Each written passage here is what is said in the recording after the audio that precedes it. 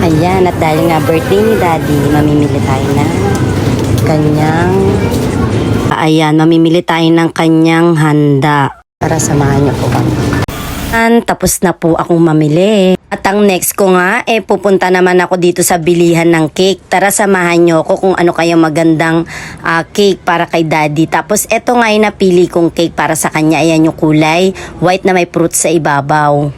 Kasi sa Japan, hindi naman talaga nila sineselebrate ang kanilang mga birthday. Pero syempre, tayo mga Pilipinas, sineselebrate natin yan kasi once in a year lang naman yan. Tapos ayan nga, meron kayo dito mga kung ano-ano mapagpipilian na kung ano ng tinapay na meron din sila mga pampasalubong. At ayan, malapit na nga pala ang Halloween. Meron na rin sila mga tinapay na pang Halloween. O diba? Preparation. Ayan, ang aming malulutuin. Ayan, nag-chicken nga lang ako, lumpia, spaghetti, at nagpansit na rin. Syempre, para pampahaba ng buhay. O, diba? Eto nga, ang napili kong cake para kay Daddy at pinalagyan ko na rin ng happy birthday Daddy from family. Tuwan-tuwa nga talaga si Hapon.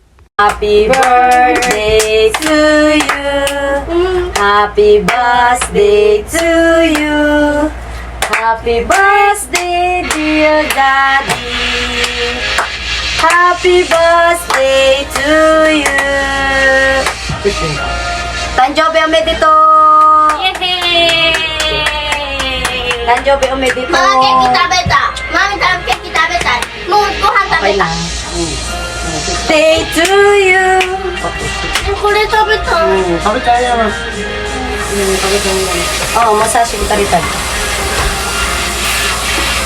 Ayan, tuwan-tuwa nga si Hapon. Hindi niya akalain na maluluto ko yan ng 1 oras kasi nga umalis siya. Sinundo niya yung mga bata galing workshop. Hindi niya alam may kasagwat ako nagluto dyan. Kaya ayan, thank you for watching.